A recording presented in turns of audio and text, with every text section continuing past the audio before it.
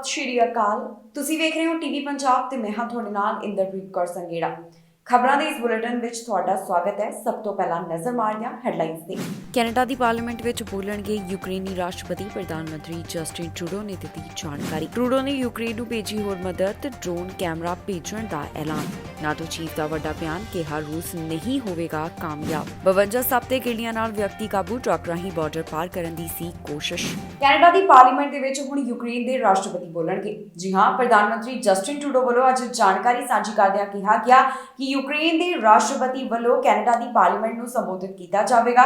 ਇਸ ਬਾਰੇ ਉਹਨਾਂ ਵੱਲੋਂ ਅੱਜ ਖਾਸ ਜਾਣਕਾਰੀ ਸਾਂਝੀ ਕੀਤੀ ਗਈ ਹੈ। ਦੱਸ ਦਈਏ ਕਿ ਇਸ ਤੋਂ ਪਹਿਲਾਂ ਯੂਕੇ ਦੀ ਪਾਰਲੀਮੈਂਟ ਨੂੰ ਵੀ ਯੂਕਰੇਨ ਦੇ ਰਾਸ਼ਟਰਪਤੀ ਸੰਬੋਧਿਤ ਕਰ ਚੁੱਕੇ ਨੇ। ਯੂਕਰੇਨ ਦੇ ਰਾਸ਼ਟਰਪਤੀ ਹੁਣ ਕੈਨੇਡਾ ਦੀ ਪਾਰਲੀਮੈਂਟ ਨੂੰ ਐਡਰੈਸ ਕਰਨਗੇ। ਇਸ ਦੀ ਜਾਣਕਾਰੀ ਪ੍ਰਧਾਨ ਮੰਤਰੀ ਜਸਟਿਨ ਟਰੂਡੋ ਵੱਲੋਂ ਸਾਂਝੀ ਕੀਤੀ ਗਈ। ਪ੍ਰਧਾਨ ਮੰਤਰੀ ਜਸਟਿਨ ਟਰੂਡੋ ਦਾ ਕਹਿਣਾ ਹੈ ਕਿ ਯੂਕਰੇਨ ਦੇ ਰਾਸ਼ਟਰਪਤੀ ਵੱਲੋਂ ਇਹ ਇਨਵੀਟੇਸ਼ਨ ਮਨਜ਼ੂਰ ਕਰ ਲਿਆ ਗਿਆ ਹੈ, ਜਿਸ ਤੋਂ ਬਾਅਦ ਉਹ ਹੁਣ ਕੈਨੇਡਾ ਦੀ ਪਾਰਲੀਮੈਂਟ ਨੂੰ ਐਡਰੈਸ ਕਰਨਗੇ। ਦੱਸ ਦਈਏ ਕਿ ਇਸ ਤੋਂ ਪਹਿਲਾਂ ਯੂਕਰੇਨ ਦੇ ਰਾਸ਼ਟਰਪਤੀ ਵੱਲੋਂ ਬ੍ਰਿਟਿਸ਼ ਪਾਰਲੀਮੈਂਟ ਵਰਚੁਅਲ ਤਰੀਕੇ ਨਾਲ ਐਡਰੈਸ ਕੀਤੀ ਗਈ। ਦੱਸ ਦਈਏ ਕਿ ਹਾਲ ਹੀ ਵਿੱਚ ਯੂਕਰੇਨ ਦੇ ਰਾਸ਼ਟਰਪਤੀ ਵੱਲੋਂ ਇੱਕ ਵੀਡੀਓ ਸੋਸ਼ਲ ਮੀਡੀਆ ਦੇ ਉੱਪਰ ਸਾਂਝੀ ਕੀਤੀ ਗਈ, ਜਿਸ ਵਿੱਚ ਉਹਨਾਂ ਵੱਲੋਂ ਦੱਸਿਆ ਗਿਆ ਕਿ ਉਹ ਮੌਜੂਦਾ ਸਮੇਂ ਕਿਹੜੀ ਥਾਂ ਦੇ ਉੱਪਰ ਨੇ। ਜੋ ਸੋਸ਼ਲ ਮੀਡੀਆ ਉੱਪਰ ਵੀਡੀਓ ਪੋਸਟ ਕੀਤੀ ਗਈ, ਉਸ ਮੁਤਾਬਕ ਯੂਕਰੇਨ ਦੇ ਰਾਸ਼ਟਰਪਤੀ ਇਸ ਸਮੇਂ ਕੀਵ ਵਿੱਚ ਨੇ। ਰਾਸ਼ਟਰਪਤੀ ਵੱਲੋਂ ਫੋਨ ਦੇ ਕੈਮਰੇ ਰਾਹੀਂ ਉਹ ਜਗ੍ਹਾ ਵੀ ਦਿਖਾਈ ਗਈ ਜਿੱਥੇ ਉਹ ਬੈਠੇ ਹੋਏ ਹਨ। ਯੂਕਰੇਨ ਦੇ ਰਾਸ਼ਟਰਪਤੀ ਦਾ ਕਹਿਣਾ ਹੈ ਕਿ ਉਹ ਡਰਨ ਵਾਲੇ ਨਹੀਂ, ਨਾ ਹੀ ਉਹ ਲੁਕ ਕੇ ਬੈਠੇ ਨੇ, ਬਲਕਿ ਉਹਨਾਂ ਵੱਲੋਂ ਲਗਾਤਾਰ ਆਪਣੀ ਟੀਮ ਨਾਲ ਮਿਲ ਕੇ ਕੰਮ ਕੀਤਾ ਜਾ ਰਿਹਾ ਹੈ। ਉਹ ਡਰਨਗੇ ਨਹੀਂ, ਬਲਕਿ ਆਪਣੀ ਜੰਗ ਜਾਰੀ ਰੱਖਣਗੇ ਤੇ ਜਜ਼ਬੇ ਨਾਲ ਇਸ ਜੰਗ ਨੂੰ ਅੱਗੇ ਲੜਦੇ ਰਹਿਣਗੇ। ਹੁਣ ਪ੍ਰਧਾਨ ਮੰਤਰੀ ਜਸਟਿਨ ਟਰੂਡੋ ਵੱਲੋਂ ਇਸ ਦੌਰਾਨ ਹੋਰ ਕੀ ਜਾਣਕਾਰੀ ਸਾਂਝੀ ਕੀਤੀ ਗਈ, ਆਓ ਤੁਹਾਨੂੰ ਸੁਣਾਉਂਦੇ ਹਾਂ। When Vladimir Putin launched a full-scale invasion of Ukraine, he violated Russia's international treaties and he attacked the values that form the pillars of all democracies. This kind of brazen disregard for law and human life is a massive threat to Europe and to the world.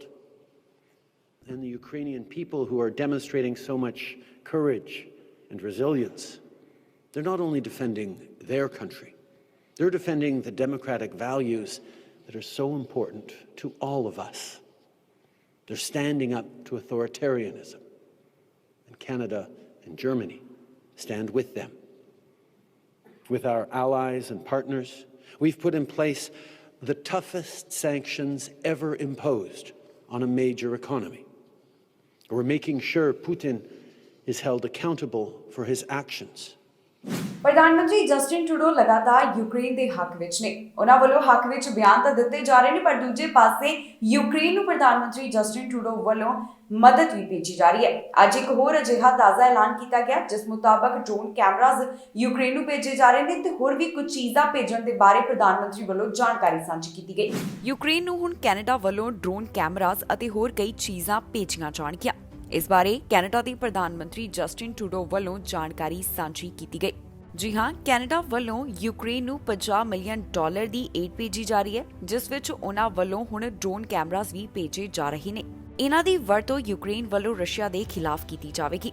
ਇਸ ਬਾਰੇ ਪ੍ਰਧਾਨ ਮੰਤਰੀ Justin Trudeau ਵੱਲੋਂ ਅੱਜ ਐਲਾਨ ਕੀਤਾ ਗਿਆ। ਪ੍ਰਧਾਨ ਮੰਤਰੀ ਜਸਟਿਨ ਟਰੂਡੋ ਦਾ ਕਹਿਣਾ ਹੈ ਕਿ ਕੈਨੇਡਾ ਵੱਲੋਂ ਯੂਕਰੇਨ ਨੂੰ ਮਦਦ ਵਾਸਤੇ ਹਾਈਲੀ ਸਪੈਸ਼ਲਾਈਜ਼ਡ ਇਕਵਿਪਮੈਂਟ ਭੇਜੇ ਜਾ ਰਹੇ ਨੇ।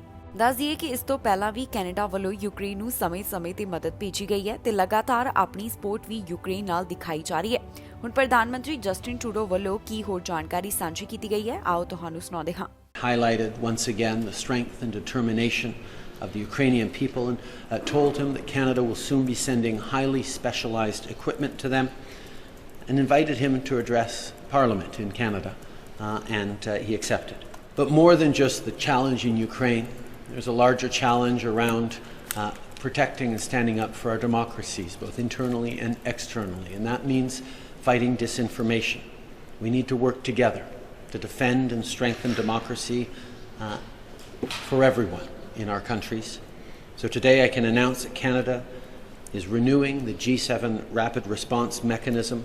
The RRM was first introduced at the G7 in Charlevoix that we hosted 4 years ago to strengthen coordination between countries submitted to influence and disinformation from foreign actors. It responds to threats from people who want to undermine our democracies, including through disinformation. In addition, $3 million will be provided to tackle Russian disinformation about Ukraine specifically.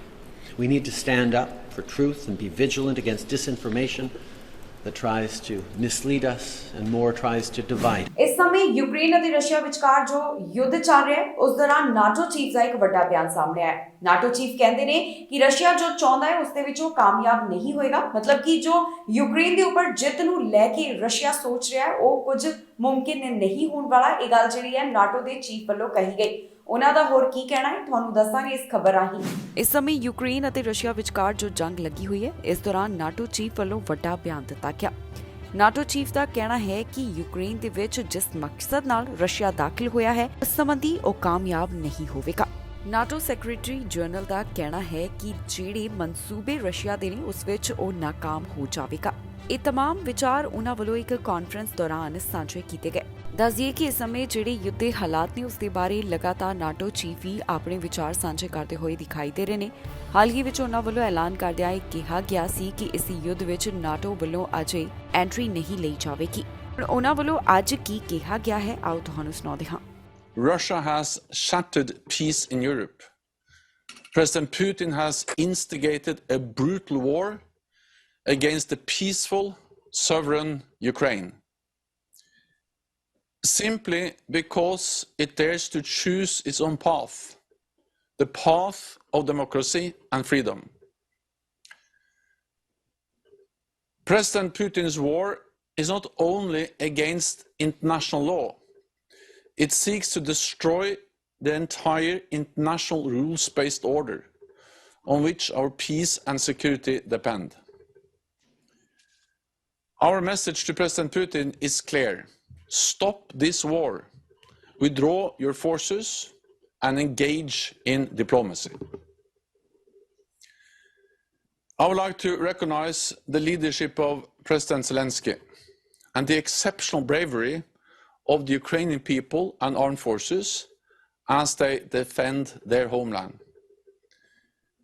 We see with horror the rising civilian casualties, the senseless destruction of cities and infrastructure, and a massive humanitarian crisis.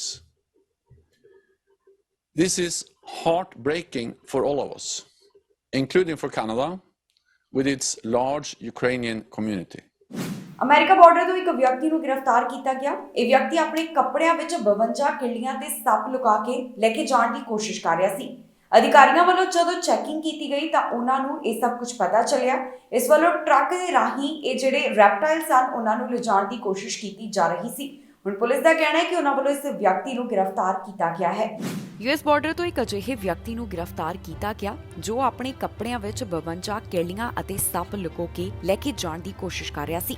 Authorities ਵੱਲੋਂ ਜਾਣਕਾਰੀ ਸਾਂਝੀ ਕਰਦਿਆਂ ਦੱਸਿਆ ਗਿਆ ਕਿ ਇਸ ਵਿਅਕਤੀ ਵੱਲੋਂ ਆਪਣੇ ਕੱਪੜਿਆਂ ਵਿੱਚ 52 ਸੱਪ ਅਤੇ ਕਿੱਲੀਆਂ ਲੁਕੋਈਆਂ ਹੋਈਆਂ ਸਨ। ਇਸ ਵੱਲੋਂ ਯੂਐਸ ਬਾਰਡਰ ਰਾਹੀਂ ਦਾਖਲ ਹੋਣ ਦੀ ਕੋਸ਼ਿਸ਼ ਕੀਤੀ ਜਾ ਰਹੀ ਸੀ। ਜਾਣਕਾਰੀ ਮੁਤਾਬਕ 25 ਫਰਵਰੀ ਵਾਲੇ ਦਿਨ ਇਸ ਵਿਅਕਤੀ ਵੱਲੋਂ ਬਾਰਡਰ ਰਾਹੀਂ ਟਰੱਕ ਲੈ ਕੇ ਜਾਣ ਦੀ ਕੋਸ਼ਿਸ਼ ਕੀਤੀ ਜਾ ਰਹੀ ਸੀ, ਪਰ ਇਸ ਦੌਰਾਨ ਜਦੋਂ ਅਧਿਕਾਰੀਆਂ ਵੱਲੋਂ ਜਾਂਚ ਕੀਤੀ ਗਈ ਤਾਂ ਉਹਨਾਂ ਨੂੰ ਟਰੱਕ ਵਿੱਚੋਂ ਕੁਝ ਹੋਰ ਹੀ ਮਿਲਿਆ। ਏਜੰਟਸ ਦਾ ਕਹਿਣਾ ਹੈ ਕਿ ਉਹਨਾਂ ਨੂੰ 52 ਜਿਉਂਦੇ ਰੈਪਟਾਈਲਸ ਮਿਲੇ ਜੋ ਕਿ ਇੱਕ ਛੋਟੇ ਬੈਗ ਵਿੱਚ ਪਾਏ ਹੋਏ ਸਨ। ਇਹਨਾਂ ਨੂੰ ਵਿਅਕਤੀ ਵੱਲੋਂ ਆਪਣੀ ਜੈਕਟ ਵਿੱਚ ਲੁਕੋਇਆ ਗਿਆ ਸੀ, ਕਈਆਂ ਨੂੰ ਆਪਣੀ ਪੈਂਟ ਦੀ ਜੇਬ ਦੇ ਵਿੱਚ ਪਾਇਆ ਹੋਇਆ ਸੀ। ਹੁਣ ਜਾਣਕਾਰੀ ਮੁਤਾਬਕ 9 ਸੱਪ ਅਤੇ 43 ਕਿੱਲੀਆਂ ਪੁਲਿਸ ਵੱਲੋਂ ਇਸ ਵਿਅਕਤੀ ਕੋਲੋਂ ਬਰਾਮਦ ਕੀਤੀਆਂ ਗਈਆਂ ਨੇ।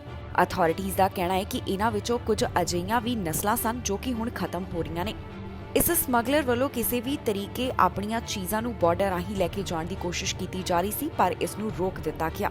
ਇਸ ਵਿਅਕਤੀ ਕੋਲੇ ਸਾਰੀਆਂ ਚੀਜ਼ਾਂ ਬਰਾਮਦ ਹੋਈਆਂ ਨੇ। ਉਸ ਦੀ ਪਹਿਚਾਣ ਅਜੇ ਤੱਕ ਜਨਤਕ ਨਹੀਂ ਕੀਤੀ ਗਈ, ਪਰ ਪੁਲਿਸ ਵੱਲੋਂ ਤੇ ਅਥਾਰਟੀਜ਼ ਵੱਲੋਂ ਜਿਹੜੀ ਜਾਣਕਾਰੀ ਸਾਂਝੀ ਕੀਤੀ ਗਈ ਉਸ ਮੁਤਾਬਕ ਇਸ ਵਿਅਕਤੀ ਦੀ ਉਮਰ 30 ਸਾਲ ਦੇ ਕਰੀਬ ਹੈ ਜੋ ਕਿ ਯੂਐਸ ਸਿਟੀਜ਼ਨ ਹੈ। ਹੁਣ ਇਸ ਨੂੰ ਹਿਰਾਸਤ ਵਿੱਚ ਲਿਆ ਗਿਆ ਤੇ ਮਾਮਲੇ ਦੀ ਅੱਗੇ ਜਾਂਚ ਕੀਤੀ ਜਾ ਰਹੀ ਹੈ। ਓਨਟਾਰੀਓ ਵੱਲੋਂ ਕੋਰੋਨਾ ਪਾਬੰਦੀਆਂ ਵਿੱਚ ਰਾਹਤ ਦੇਣ ਦਾ ਵੱਡਾ ਐਲਾਨ ਕੀਤਾ ਗਿਆ। ਸੂਬੇ ਵਿੱਚ ਜਿਹੜੀਆਂ ਪਾਬੰਦੀਆਂ ਨੇ ਉਹਨਾਂ ਨੂੰ ਹੁਣ ਖਤਮ ਕੀਤਾ ਜਾ ਰਿਹਾ ਹੈ। ਜਿਹੜੀਆਂ ਕੁਝ ਥਾਵਾਂ ਦੇ ਉੱਪਰ ਮਾਸਕ ਲਾਜ਼ਮੀ ਸੀ ਉਸ ਨੂੰ ਵੀ ਹੁਣ ਹਟਾਇਆ ਜਾ ਰਿਹਾ ਹੈ। ਇਸ ਤੋਂ ਇਲਾਵਾ ਜੋ ਪ੍ਰੂਫ ਆਫ ਵੈਕਸੀਨੇਸ਼ਨ ਨਾਲ ਸੰਬੰਧਿਤ ਵੀ ਤਾਜ਼ਾ ਜਾਣਕਾਰੀ ਇਸ ਪ੍ਰੋਵਿੰਸ ਤੋਂ ਸਾਹਮਣੇ ਆਈ ਹੈ। ਓਨਟਾਰੀਓ ਸੂਬੇ ਵੱਲੋਂ ਹੁਣ ਮਾਸਕ ਸੰਬੰਧੀ ਰਾਹਤ ਦਿੱਤੀ ਜਾ ਰਹੀ ਹੈ। ਇਸ ਤੋਂ ਇਲਾਵਾ ਜਿਹੜੀਆਂ ਬਾਕੀ ਰਹਿੰਦੀਆਂ ਪਾਬੰਦੀਆਂ ਨੇ ਉਹਨਾਂ ਨੂੰ ਵੀ ਸੂਬੇ 'ਚੋਂ ਹਟਾਇਆ ਜਾ ਰਿਹਾ ਹੈ। ਜੀ ਹਾਂ, ਸੂਬੇ ਵਿੱਚ ਜੋ ਇਸ ਸਮੇਂ ਸਕੂਲ, ਰੈਸਟੋਰੈਂਟ ਅਤੇ ਸਟੋਰਸ ਦੇ ਉੱਪਰ ਪਾਬੰਦੀਆਂ ਲਗਾਈਆਂ ਗਈਆਂ ਨੇ, ਉਹਨਾਂ ਨੂੰ ਵੀ ਹੁਣ ਹਟਾਉਣ ਦਾ ਐਲਾਨ ਕਰ ਦਿੱਤਾ ਗਿਆ। ਇੱਥੇ ਜ਼ਿਆਦਾਤਰ ਪਾਬੰਦੀਆਂ 21 ਮਾਰਚ ਤੋਂ ਖਤਮ ਕੀਤੀਆਂ ਜਾ ਰਹੀਆਂ ਨੇ ਤੇ ਬਾਕੀ ਜਿਹੜੀਆਂ ਬਚ ਜਾਣਗੀਆਂ ਉਹਨਾਂ ਨੂੰ ਅਪ੍ਰੈਲ ਮਹੀਨੇ ਦੇ ਆਖਿਰ ਵਿੱਚ ਹਟਾ ਦਿੱਤਾ ਜਾਵੇਗਾ। ਜਾਣਕਾਰੀ ਮੁਤਾਬਕ 21 ਮਾਰਚ ਤੋਂ ਜੋ ਇਨਡੋਰ ਸੈਟਿੰਗਸ ਦੇ ਵਾਸਤੇ ਮਾਸਕ ਰਿਕੁਆਇਰਮੈਂਟ ਹੈ ਉਸ ਨੂੰ ਖਤਮ ਕੀਤਾ ਜਾ ਰਿਹਾ ਹੈ। ਇਸ ਦੇ ਵਿੱਚ ਰੈਸਟੋਰੈਂਟ, ਰੀਟੇਲ ਅਤੇ ਗਰੋਸਰੀ ਸਟੋਰ ਸ਼ਾਮਿਲ ਨੇ ਜਿਨ੍ਹਾਂ ਤੋਂ ਮਾਸਕ ਰਿਕੁਆਇਰਮੈਂਟ ਨੂੰ ਹਟਾਇਆ ਜਾ ਰਿਹਾ ਹੈ। ਇਸੇ ਤਰ੍ਹਾਂ ਦਾ ਐਲਾਨ ਸਕੂਲਾਂ ਵਾਸਤੇ ਵੀ ਕਰ ਦਿੱਤਾ ਗਿਆ। ਇਸ ਤੋਂ ਇਲਾਵਾ ਕੁਝ ਥਾਵਾਂ ਜਿਵੇਂ ਕਿ ਪਬਲਿਕ ਟ੍ਰਾਂਜ਼ਿਟ ਦੇ ਉੱਪਰ ਮਾਸਕ ਪਾਉਣਾ ਜ਼ਰੂਰੀ ਹੋਵੇਗਾ। ਇਸ ਤੋਂ ਬਾਅਦ ਜੋ ਸੂਬੇ ਤੋਂ ਜਾਣਕਾਰੀ ਸਾਹਮਣੇ ਆ ਰਹੀ ਹੈ ਉਸ ਮੁਤਾਬਕ 27 ਅਪ੍ਰੈਲ ਤੋਂ ਜਿਹੜੇ ਐਮਰਜੈਂਸੀ ਆਰਡਰ ਨੇ ਉਹਨਾਂ ਦੀ ਮਿਆਦ ਖਤਮ ਹੋ ਜਾਵੇਗੀ। ਪ੍ਰੋਵਿੰਸ ਵੱਲੋਂ ਹੁਣ ਹੋਰ ਕੀ ਜਾਣਕਾਰੀ ਸਾਂਝੀ ਕੀਤੀ ਗਈ ਹੈ, ਆਓ ਤੁਹਾਨੂੰ ਸੁਣਾਉਂਦੇ ਹਾਂ। Our government has a plan to build a stronger, more resilient province with a health system that can respond to crisis. Today, as part of that plan, our government is delivering on our promise to bring real help to the people of Brantford. We're stepping up with investing $2.5 million to support the planning grant of Brant Community Healthcare and the major redevelopment of this project, and it's going to be a beautiful development. This is the first step of a redevelopment that will see an expanded Brantford General Hospital with a new patient tower, a renovated intensive care unit, updated surgical suites, and an improved mental health and addiction care. It will add 70 much-needed new beds to the hospital, bringing capacity to 380. This redevelopment will help put patients first and serve this growing community and everyone who calls it home. Here in Brantford and across Ontario, we're making good on our promise to end hallway healthcare with a historic, these are big numbers, with a historic $30.2 billion invested over the next 10 years to renovate and expand hospitals right across this province. ਹਵਾਈ ਵੱਲੋਂ corona ਪਾਬੰਦੀਆਂ ਵਿੱਚ ਰਾਹਤ ਦੇਣ ਦਾ ਐਲਾਨ ਕਰ ਦਿੱਤਾ ਗਿਆ। ਇੱਥੇ ਜੋ ਮਾਸਕ ਲਾਜ਼ਮੀ ਸੀ ਉਹ ਹੁਣ ਉਸ ਨੂੰ ਹਟਾਇਆ ਜਾ ਰਿਹਾ ਹੈ। ਜੀ ਹਾਂ, ਹਵਾਈ ਵਿੱਚ ਅਜੇ ਵੀ ਕੁਝ ਥਾਵਾਂ ਦੇ ਉੱਪਰ ਮਾਸਕ ਪਾਉਣਾ ਲਾਜ਼ਮੀ ਕੀਤਾ ਗਿਆ ਸੀ, ਜਿਸ ਵਿੱਚ ਹੁਣ ਤੋਂ ਢਿੱਲ ਦਿੱਤੀ ਜਾ ਰਹੀ ਹੈ। ਹਵਾਈ ਵੱਲੋਂ ਹੁਣ ਕੋਰੋਨਾ ਪਾਬੰਦੀਆਂ ਵਿੱਚ ਰਾਹਤ ਦੇਣ ਦੇ ਬਾਰੇ ਜਾਣਕਾਰੀ ਸਾਂਝੀ ਕਰ ਦਿੱਤੀ ਗਈ ਹੈ। ਇੱਥੇ ਜੋ ਬਾਕੀ ਰਹਿੰਦੀਆਂ ਪਾਬੰਦੀਆਂ ਨੇ ਉਹਨਾਂ ਨੂੰ ਮਾਰਚ ਆਖਿਰ ਵਿੱਚ ਖਤਮ ਕਰ ਦਿੱਤਾ ਜਾਵੇਗਾ। ਜੀ ਹਾਂ, ਹਵਾਈ ਵਿੱਚ ਅਜੇ ਵੀ ਮਾਸਕ ਪਾਉਣਾ ਜ਼ਰੂਰੀ ਹੈ, ਜਿਸ ਨੂੰ ਮਾਰਚ ਮਹੀਨੇ ਦੇ ਆਖਿਰ ਵਿੱਚ ਖਤਮ ਕੀਤਾ ਜਾ ਰਿਹਾ ਹੈ। ਹਵਾਈ ਸਰਕਾਰ ਵੱਲੋਂ ਐਲਾਨ ਕਰਦਿਆਂ ਦੱਸਿਆ ਗਿਆ ਕਿ ਜੋ ਸਟੇਟ ਵਾਈਡ ਕੋਵਿਡ-19 ਮਾਸਕ ਮੈਂਡੇਟ ਹੈ ਹੁਣ ਉਸ ਨੂੰ ਮਾਰਚ 26 ਤੋਂ ਹਟਾਇਆ ਜਾ ਰਿਹਾ ਹੈ। ਇਸ ਦਿਨ ਤੋਂ ਬਾਅਦ ਇੱਥੇ ਮਾਸਕ ਪਾਉਣ ਦੀ ਜ਼ਰੂਰਤ ਨਹੀਂ ਹੋਵੇਗੀ, ਪਰ ਜੇਕਰ ਕੋਈ ਆਪਣੇ ਆਪ ਮਾਸਕ ਪਾਉਣਾ ਚਾਹੁੰਦਾ ਹੈ ਤੇ ਉਹ ਇਸ ਨੂੰ ਪਹਿਨ ਸਕਦਾ ਹੈ। ਦੱਸ ਦਈਏ ਕਿ ਹਵਾਈ ਅਜਿਹਾ ਆਖਰੀ ਹੈ ਜਿਨ੍ਹਾਂ ਵੱਲੋਂ ਪੈਂਡੈਮਿਕ ਸੇਫਟੀ ਮੈਸ਼ਰਸ ਨੂੰ ਖਤਮ ਕੀਤਾ ਜਾ ਰਿਹਾ ਹੈ। ਇਸ ਤੋਂ ਪਹਿਲਾਂ ਬਾਕੀ ਜਗ੍ਹਾ ਵੱਲੋਂ ਕੋਰੋਨਾ ਵਾਇਰਸ ਦੇ ਕਾਰਨ ਲਗਾਈਆਂ ਗਈਆਂ ਪਾਬੰਦੀਆਂ ਵਿੱਚ ਰਾਹਤ ਦੇਣ ਦਾ ਐਲਾਨ ਕਰ ਦਿੱਤਾ ਗਿਆ ਸੀ। ਅਪ੍ਰੈਲ 2020 ਤੋਂ ਹੀ ਹਵਾਈ ਵੱਲੋਂ ਕੋਰੋਨਾ ਵਾਇਰਸ ਦੇ ਹਾਲਾਤਾਂ ਨੂੰ ਧਿਆਨ ਵਿੱਚ ਰੱਖਦਿਆਂ ਸਖਤੀ ਕੀਤੀ ਗਈ ਸੀ। ਇੱਥੇ ਹਵਾਈ ਵਿੱਚ ਫੇਸ ਮਾਸਕ ਰਿਕੁਆਇਰਮੈਂਟ ਅਪ੍ਰੈਲ 2020 ਤੋਂ ਹੀ ਲਾਗੂ ਕੀਤੀ ਗਈ। ਸ਼ੁਰੂਆਤ ਵਿੱਚ ਇਹ ਇੰਡੋਰ ਅਤੇ ਆਊਟਡੋਰ ਦੋਹਾਂ ਥਾਵਾਂ ਵਾਸਤੇ ਹਵਾਈ ਵੱਲੋਂ ਐਲਾਨ ਕੀਤੀ ਗਈ ਸੀ। ਇਸ ਦੇ ਨਾਲ ਹੀ ਦੱਸ ਦਈਏ ਕਿ 26 ਮਾਰਚ ਤੋਂ ਜਿਹੜੇ ਯੂਐਸ ਵਿੱਚ ਹੋਰ ਥਾਵਾਂ ਤੋਂ ਆਉਣਗੇ ਉਹਨਾਂ ਨੂੰ ਪ੍ਰੂਫ ਆਫ ਵੈਕਸੀਨੇਸ਼ਨ ਦਿਖਾਉਣ ਦੀ ਵੀ ਜ਼ਰੂਰਤ ਨਹੀਂ ਹੋਵੇਗੀ। ਇਸ ਤੋਂ ਇਲਾਵਾ ਉਹਨਾਂ ਨੂੰ ਹੋਰ ਵੀ ਰਾਹਤ ਦੇਣ ਦਾ ਐਲਾਨ ਕਰ ਦਿੱਤਾ ਗਿਆ। ਜ਼ਿਕਰਯੋਗ ਹੈ ਕਿ ਮਾਰਚ 2020 ਤੋਂ ਹੀ ਵੱਖ-ਵੱਖ ਦੇਸ਼ਾਂ ਵੱਲੋਂ ਕੋਰੋਨਾ ਵਾਇਰਸ ਦੇ ਹਾਲਾਤਾਂ ਨੂੰ ਧਿਆਨ ਵਿੱਚ ਰੱਖਦਿਆਂ ਸਖਤੀ ਕੀਤੀ ਗਈ ਸੀ। ਸ਼ੁਰੂਆਤ ਦੇ ਵਿੱਚ ਕਾਫੀ ਜ਼ਿਆਦਾ ਸਖਤੀਆਂ ਲਗਾਈਆਂ ਗਈਆਂ, ਪਰ ਜਿਵੇਂ ਹੀ ਕੋਰੋਨਾ ਵਾਇਰਸ ਦੇ ਹਾਲਾਤਾਂ ਵਿੱਚ ਸੁਧਾਰ ਹੋਇਆ ਤਾਂ ਵੱਖ-ਵੱਖ ਦੇਸ਼ਾਂ ਵੱਲੋਂ ਇਸ ਵਿੱਚ ਰਾਹਤ ਦੇਣ ਦੀ ਸ਼ੁਰੂਆਤ ਕਰ ਦਿੱਤੀ ਗਈ। ਪਰ ਜਦੋਂ ਇੱਕ ਵਾਰ ਫਿਰ ਤੋਂ ਕੋਰੋਨਾ ਵਾਇਰਸ ਦਾ ਨਵਾਂ ਵੇਰੀਐਂਟ ਸਾਹਮਣੇ ਆਇਆ ਤਾਂ ਪਾਬੰਦੀਆਂ ਫਿਰ ਤੋਂ ਲਗਾਉਣੀਆਂ ਸ਼ੁਰੂ ਕਰ ਦਿੱਤੀਆਂ ਗਈਆਂ। ਹੁਣ ਓਮਿਕਰੌਨ ਵੇਰੀਐਂਟ ਦਾ ਫੈਲਾਅ ਵੀ ਕਾਫੀ ਘਟ ਚੁੱਕਿਆ ਹੈ।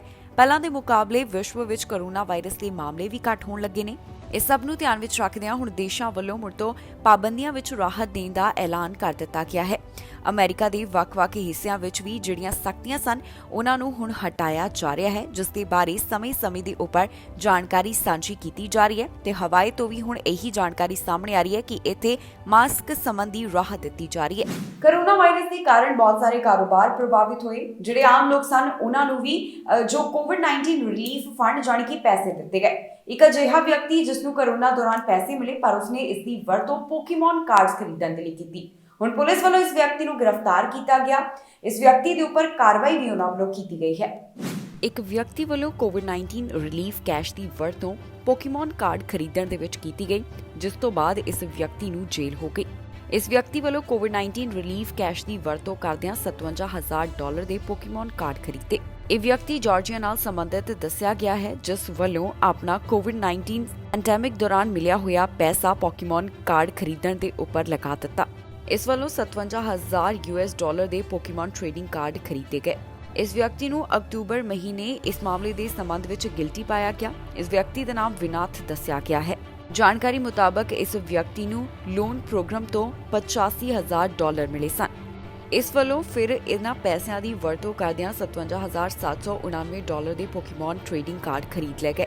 ਇਸ 31 ਸਾਲਾ ਵਿਅਕਤੀ ਵੱਲੋਂ ਕਲੇਮ ਕੀਤਾ ਗਿਆ ਕਿ ਉਸ ਕੋਲ ਨਾਨ ਐਗਜ਼ਿਸਟੈਂਸ ਬਿਜ਼ਨਸ ਹੈ। ਇਸ ਦੇ ਅਧੀਨ 10 ਕਰਮਚਾਰੀ ਹਨ।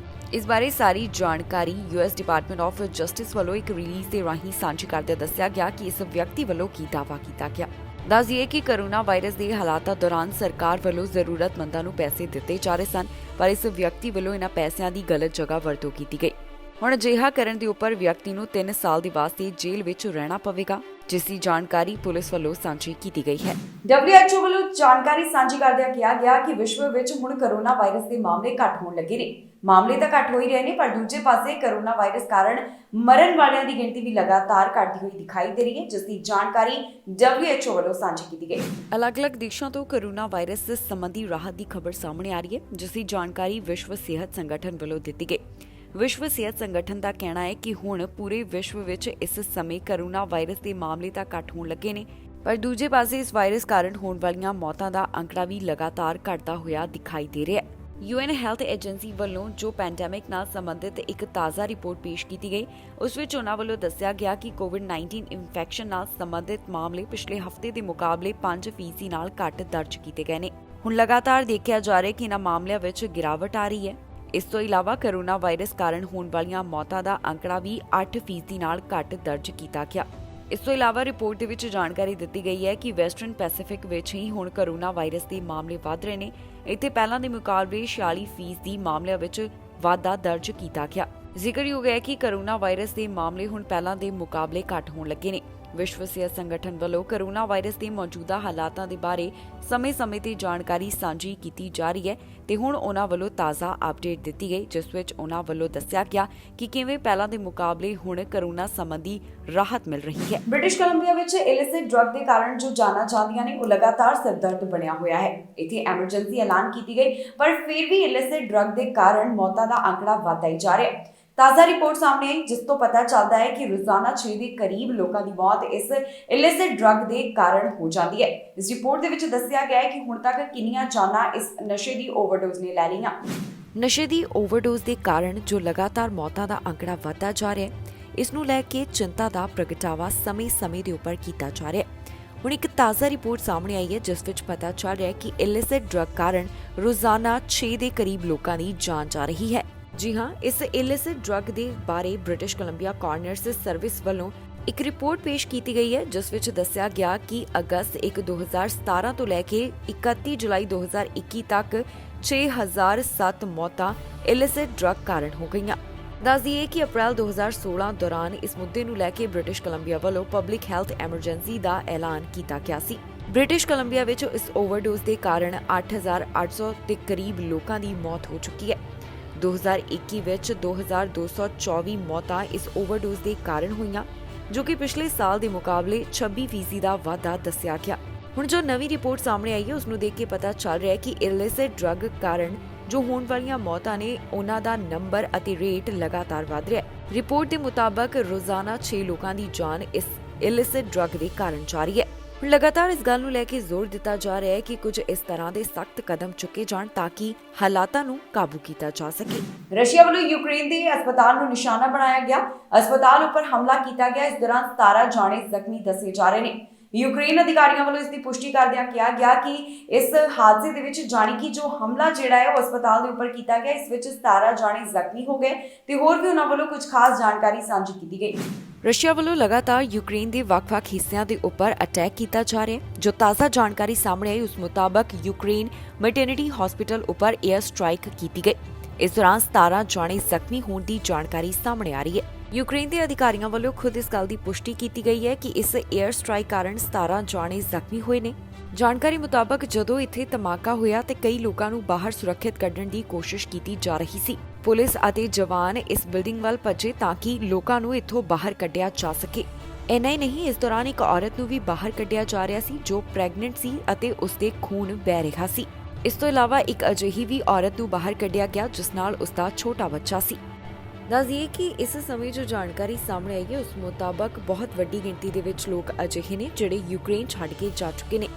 ਰਿਪੋਰਟ ਮੁਤਾਬਕ 2 ਮਿਲੀਅਨ ਦੇ ਕਰੀਬ ਅਜਿਹੇ ਲੋਕ ਨੇ ਜਿਹੜੇ ਦੇਸ਼ ਛੱਡ ਕੇ ਜਾ ਚੁੱਕੇ ਨੇ ਤੇ ਇਹਨਾਂ ਵਿੱਚੋਂ ਅੱਧੀ ਗਿਣਤੀ ਬੱਚਿਆਂ ਦੀ ਹੈ। ਇਸ ਦੇ ਨਾਲ ਹੀ ਦੱਸ ਦਈਏ ਕਿ ਰਸ਼ੀਆ ਵੱਲੋਂ ਕੁਝ ਸ਼ਹਿਰਾਂ ਵਿੱਚ ਸੀਜ਼ਫਾਇਰ ਦਾ ਵੀ ਐਲਾਨ ਕੀਤਾ ਸੀ ਤਾਂ ਕਿ ਲੋਕ ਸ਼ਹਿਰ ਛੱਡ ਕੇ ਚਲੇ ਜਾਣ। ਹੁਣ ਜੋ ਇਸ ਸਮੇਂ ਯੂਕਰੇਨ ਵਿੱਚ ਹਾਲਾਤ ਬਣੇ ਹੋਏ ਨੇ ਉਸ ਦੀ ਤਾਜ਼ਾ ਜਾਣਕਾਰੀ ਲਗਾਤਾਰ ਸੋਸ਼ਲ ਮੀਡੀਆ ਪਲੇਟਫਾਰਮ ਦੇ ਰਾਹੀਂ ਵੀ ਸਾਹਮਣੇ ਆ ਰਹੀ ਹੈ। ਐਨਡੀਪੀ ਲੀਡਰ ਜਗਮੀਤ ਸਿੰਘ ਵੱਲੋਂ ਇੱਕ ਵਾਰ ਫਿਰ ਤੋਂ ਲਿਬਰਲ ਸਰਕਾਰ ਦੇ ਉੱਪਰ ਨਿਸ਼ਾਨਾ ਸਾਧਿਆ ਗਿਆ। ਜਗਮੀਤ ਸਿੰਘ ਦਾ ਕਹਿਣਾ ਹੈ ਕਿ ਲਿਬਰਲ ਸਰਕਾਰ ਦੇ ਦੌਰਾਨ ਜਿਹੜੇ ਅਲਟਰਾ ਰਿਚ ਨੇ ਉਹ ਹੋਰ ਵੀ ਜ਼ਿਆਦਾ ਅਮੀਰ ਹੋ ਰਹੇ ਨੇ। ਇੱਕ ਵਾਰ ਫਿਰ ਤੋਂ ਇਸ ਨੂੰ ਲੈ ਕੇ ਉਹ ਗੱਲ ਕਰਦੇ ਹੋਏ ਦਿਖਾਈ ਦਿੱਤੇ ਨੇ। ਸੋਸ਼ਲ ਮੀਡੀਆ ਦੇ ਉੱਪਰ ਜਗਮੀਤ ਸਿੰਘ ਵੱਲੋਂ ਇੱਕ ਪੋਸਟ ਸਾਂਝੀ ਕੀਤੀ ਗਈ। ਇਸ ਸਮੇਂ ਕੈਨੇਡਾ ਵਿੱਚ ਜੋ ਮਹਿੰਗਾਈ ਵੱਧਦੀ ਜਾ ਰਹੀ ਹੈ ਇਸ ਬਾਰੇ ਐਨਡੀਪੀ ਲੀਡਰ ਜਗਮੀਤ ਸਿੰਘ ਬੋਲੇ ਨੇ। ਉਹਨਾਂ ਦਾ ਕਹਿਣਾ ਹੈ ਕਿ ਆਮ ਲੋਕਾਂ ਦੀ ਜੇਬ ਦੇ ਉੱਪਰ ਭਾਰੀ ਖਰਚ ਪੈ ਰਿਹਾ ਹੈ। ਜਗਮੀਤ ਸਿੰਘ ਵੱਲੋਂ ਸੋਸ਼ਲ ਮੀਡੀਆ ਪਲੇਟਫਾਰਮ ਉੱਪਰ ਇੱਕ ਪੋਸਟ ਸਾਂਝੀ ਕਰਦਿਆਂ ਲਿਬਰਲ ਸਰਕਾਰ ਉੱਪਰ ਨਿਸ਼ਾਨਾ ਸਾਧਿਆ ਗਿਆ ਹੈ। ਐਨਡੀਪੀ ਲੀਡਰ ਜਗਮੀਤ ਸਿੰਘ ਆਪਣੀ ਸੋਸ਼ਲ ਮੀਡੀਆ ਪੋਸਟ ਵਿੱਚ ਲਿਖਦੇ ਨੇ ਕਿ ਕੈਨੇਡਾ ਵਿੱਚ ਇਸ ਸਮੇਂ ਕਿਰਾਏ, ਗਰੋਸਰੀ, ਗੈਸ ਦੀਆਂ ਕੀਮਤਾਂ ਵਧੀਆਂ ਹੋਈਆਂ ਦਿਖਾਈ ਦੇ ਰਹੀਆਂ ਨੇ। ਉਹਨਾਂ ਦਾ ਕਹਿਣਾ ਹੈ ਕਿ ਇਸ ਸਮੇਂ ਸਾਡੇ ਲਈ ਇਹ ਯਾਦ ਰੱਖਣਾ ਬਹੁਤ ਜ਼ਰੂਰੀ ਹੈ ਕਿ ਇਸ ਸਮੇਂ ਪਰਿਵਾਰਾਂ ਵੱਲੋਂ ਇਸ ਸਭ ਨੂੰ ਪੂਰਾ ਕਰਨ ਲਈ ਕਾਫੀ ਸਟਰਗਲ ਕੀਤਾ ਜਾ ਰਿਹਾ ਹੈ। ਜਗਮੀਤ ਸਿੰਘ ਦਾ ਕਹਿਣਾ ਹੈ ਕਿ ਇਸ ਸਭ ਦੇ ਵਿੱਚ ਸਿਰਫ ਜਿਹੜੇ ਅਮੀਰ ਨੇ ਉਹਨਾਂ ਨੂੰ ਫਾਇਦਾ ਹੋ ਰਿਹਾ ਹੈ। ਦੱਸਦੀਏ ਕਿ ਲਗਾਤਾਰ ਜਗਮੀਤ ਸਿੰਘ ਇਸ ਮੁੱਦੇ ਨੂੰ ਲੈ ਕੇ ਬੋਲਦੇ ਹੋਏ ਦਿਖਾਈ ਦੇ ਰਹੇ ਨੇ। ਉਹਨਾਂ ਵੱਲੋਂ ਚੋਣਾਂ ਤੋਂ ਪਹਿਲਾਂ ਵੀ ਇਹ ਗੱਲ ਕਹੀ ਜਾ ਰਹੀ ਸੀ ਕਿ ਜਿਹੜੇ ਲਿਬਰਲ ਸਰਕਾਰ ਦੇ ਦੌਰਾਨ ਅਲਟਰਾ ਰਿਚ ਹਨ ਉਹ ਹੋਰ ਵੀ ਜ਼ਿਆਦਾ ਅਮੀਰ ਹੋ ਰਹੇ ਨੇ ਤੇ ਜਗਮੀਤ ਸਿੰਘ ਵੱਲੋਂ ਉਸ ਸਮੇਂ ਇਸ ਗੱਲ ਨੂੰ ਲੈ ਕੇ ਜ਼ੋਰ ਦਿੱਤਾ ਜਾ ਰਿਹਾ ਸੀ ਕਿ ਜੇਕਰ ਉਹ ਸੱਤਾ ਵਿੱਚ ਆਉਂਦੇ ਨੇ ਤਾਂ ਉਹਨਾਂ ਵੱਲੋਂ ਅਮੀਰ ਲੋਕਾਂ ਨੂੰ ਟੈਕਸ ਲਗਾਇਆ ਜਾਵੇਗਾ। ਹੁਣ ਸੋਸ਼ਲ ਮੀਡੀਆ ਪਲੇਟਫਾਰਮ ਦੇ ਰਾਹੀਂ ਜੋ ਇੱਕ ਵਾਰ ਫਿਰ ਤੋਂ ਜਗਮੀਤ ਸਿੰਘ ਨੇ ਮੁੱਦਾ ਚੁੱਕਿਆ, ਇਸ ਵਿੱਚ ਉਹ ਲਿਖਦੇ ਨੇ ਕਿ ਬਹੁਤ ਸਾਰੀਆਂ ਅਜਿਹੀਆਂ ਕੰਪਨੀਆਂ ਜਿਵੇਂ ਕਿ ਵਾਲਮਾਰਟ ਅਤੇ ਕੈਨੇਡੀਅਨ ਟਾਇਰਸ ਨੇ ਇਹਨਾਂ ਵੱਲੋਂ ਕਾਫੀ ਮੁਨਾਫਾ ਕਮਾਇਆ ਜਾ ਰਿਹਾ ਹੈ। ਉਹਨਾਂ ਦਾ ਕਹਿਣਾ ਹੈ ਕਿ ਪਿਛਲੇ ਸਾਲ ਵਾਲਮਾਰਟ ਵੱਲੋਂ $3.562 ਬਿਲੀਅਨ ਦਾ ਪ੍ਰੋਫਿਟ ਕਮਾਇਆ ਗਿਆ। ਇਸ ਵਾਸਤੇ ਕੈਨੇਡੀਅਨ ਟਾਇਰ ਦਾ ਅੰਕੜਾ $1.261 ਬਿਲੀਅਨ ਦਾ ਦੱਸਿਆ ਗਿਆ। ਸੋਸ਼ਲ ਮੀਡੀਆ ਪੋਸਟ ਦੇ ਰਾਹੀਂ ਅੱਗੇ ਜਗਮੀਤ ਸਿੰਘ ਲਿਖਦੇ ਨੇ ਕਿ ਲਿਬਰਲ ਦੀ ਸਰਕਾਰ ਦੌਰਾਨ ਜਿਹੜੇ ਅਲਟਰਾ ਰਿਚ ਨੇ ਉਹ ਹੋਰ ਵੀ ਅਮੀਰ ਹੁੰਦੇ ਜਾ ਰਹੇ ਨੇ। ਉਹ ਕਹਿੰਦੇ ਨੇ ਕਿ ਡੈਮੋਕ੍ਰੈਟਿਕ ਪਾਰਟੀ ਵੱਲੋਂ ਲਗਾਤਾਰ ਇਹ ਮੁੱਦਾ ਚੁੱਕਿਆ ਜਾਵੇਗਾ ਤੇ ਇਸ ਵਾਸਤੇ ਉਹ ਆਪਣੀ ਜੰਗ ਜਾਰੀ ਰੱਖਣਗੇ। ਇਸ ਖਬਰ ਵਿੱਚ ਜਾਣਕਾਰੀ ਤੁਹਾਡੇ ਨਾਲ ਸਾਂਝੀ ਕਰਾਂਗੇ ਕਿ ਕੈਨੇਡਾ ਦੇ ਕਿਹੜੇ ਹਿੱਸੇ ਤੋਂ ਕਿਨੇ ਕੋਰੋਨਾ ਵਾਇਰਸ ਦੇ ਮਾਮਲੇ ਸਾਹਮਣੇ। ਇਸ ਸਮੇਂ ਕੈਨੇਡਾ ਵਿੱਚ ਕੋਰੋਨਾ ਵਾਇਰਸ ਦੇ ਕੀ ਹਾਲਾਤ ਬਣੇ ਹੋਏ ਨੇ ਤੁਹਾਨੂੰ ਜਾਣੂ ਕਰਵਾਵਾਂਗੇ ਇਸ ਖਬਰ ਰਾਹੀਂ। ਓਨਟਾਰੀਓ ਦੇ ਹਸਪਤਾਲ ਵਿੱਚ 751 ਮਰੀਜ਼ ਨੇ ਜਿਨ੍ਹਾਂ ਦਾ ਕੋਰੋਨਾ ਵਾਇਰਸ ਕਾਰਨ ਇਲਾਜ ਚੱਲ ਰਿਹਾ ਤੇ ਇੰਟੈਂਸਿਵ ਕੇਅਰ ਅਧੀਨ 241 ਦੀ ਗਿਣਤੀ ਦੱਸੀ ਗਈ। ਸੂਬੇ ਵਿੱਚ 24 ਘੰਟੇ ਦੌਰਾਨ 1947 ਕੁੱਲ ਕੋਰੋਨਾ ਵਾਇਰਸ ਦੇ ਮਾਮਲੇ ਦਰਜ ਕੀਤੇ ਗਏ। ਹੁਣ ਤੱਕ ਕੁੱਲ 11,17,439 ਕੋਰੋਨਾ ਵਾਇਰਸ ਦੇ ਮਾਮਲੇ ਇੱਥੇ ਸਾਹਮਣੇ ਆ ਚੁੱਕੇ ਨੇ। ਜਿਹੜੇ 24 ਘੰਟਿਆਂ ਦੌਰਾਨ ਕੇਸਿਸ ਰਿਕਾਰਡ ਕੀਤੇ ਗਏ ਉਹਨਾਂ ਵਿੱਚ 207 ਅਨਵੈਕਸੀਨੇਟਡ, 36 ਪਾਰਸ਼ਲੀ ਵੈਕਸੀਨੇਟਡ ਅਤੇ 1579 ਫੁੱਲੀ ਵੈਕਸੀਨੇਟਡ ਸ਼ਾਮਲ ਨੇ। 24 ਘੰਟੇ ਦੌਰਾਨ ਇਸ ਵਾਇਰਸ ਕਾਰਨ 27 ਮੌਤਾਂ ਹੋ ਗਈਆਂ, ਜਿਸ ਤੋਂ ਬਾਅਦ ਹੁਣ ਤੱਕ ਦਾ ਮੌਤਾਂ ਦਾ ਅੰਕੜਾ 12,618 ਦੇ ਉੱਪਰ ਪਹੁੰਚ ਗਿਆ। ਪ੍ਰੋਵਿੰਸ ਵਿੱਚ 10 ਲੱਖ ਤੋਂ ਵੱਧ ਇਸ ਸਮੇਂ ਰਿਕਵਰਡ ਕੇਸਿਸ ਦੀ ਗਿਣਤੀ ਹੈ। ਵੈਕਸੀਨੇਸ਼ਨ ਦੀ ਜਾਣਕਾਰੀ ਮੁਤਾਬਕ 12 ਸਾਲ ਅਤੇ ਇਸ ਤੋਂ ਵੱਧ ਉਮਰ ਵਾਲਿਆਂ 'ਚ 90.7% ਵੱਲੋਂ ਕੋਵਿਡ-19 ਵੈਕਸੀਨ ਦੇ 2 ਟੀਕੇ, 92.7% ਵੱਲੋਂ ਕੋਵਿਡ-19 ਵੈਕਸੀਨ ਦੀ ਪਹਿਲੀ ਡੋਜ਼ ਅਤੇ 54.6% ਵੱਲੋਂ ਕੋਵਿਡ-19 ਵੈਕਸੀਨ ਦੇ ਤਿੰਨੋਂ ਟੀਕੇ ਲਗਵਾ ਲਏ ਗਏ ਨੇ। ਇਸ ਤੋਂ ਇਲਾਵਾ 5 ਸਾਲ ਤੋਂ 11 ਸਾਲ ਵਾਲਿਆਂ 'ਚ 54.9% ਵੱਲੋਂ ਕੋਵਿਡ-19 ਵੈਕਸੀਨ ਦੀ ਇੱਕ ਡੋਜ਼, 29.6% ਵੱਲੋਂ ਕੋਵਿਡ-19 ਵੈਕਸੀਨ ਦੀਆਂ ਦੋਨੋਂ ਡੋਜ਼ਸ ਹਾਸਲ ਕੀਤੀਆਂ ਜਾ ਚੁੱਕੀਆਂ ਨੇ। ਇੱਥੇ ਟੈਸਟ ਪੋਜ਼ਿਟਿਵਿਟੀ ਰੇਟ 10.9% ਦਾ ਦੱਸਿਆ ਗਿਆ। ਕਿਬਿਕ ਦੇ ਹਸਪਤਾਲ ਵਿੱਚ 1222 ਮਰੀਜ਼ਾਂ ਦੀ ਗਿਣਤੀ ਹੈ ਜਿਨ੍ਹਾਂ ਦਾ ਕੋਵਿਡ ਕਾਰਨ ਇਲਾਜ ਚੱਲ ਰਿਹਾ ਹੈ। ਇਸ ਤੋਂ ਇਲਾਵਾ ਇੰਟੈਂਸਿਵ ਕੇਅਰ ਅਧੀਨ 69 ਜਾਣੇ ਨੇ। ਇੱਥੇ ਪ੍ਰੋਵਿੰਸ ਵਿੱਚ 24 ਘੰਟੇ ਦੌਰਾਨ 1426 ਕੋਰੋਨਾ ਕੇਸਿਸ ਦਰਜ ਕੀਤੇ ਗਏ ਅਤੇ 6 ਮੌਤਾਂ ਇਸ ਵਾਇਰਸ ਕਾਰਨ ਹੋ ਗਈਆਂ।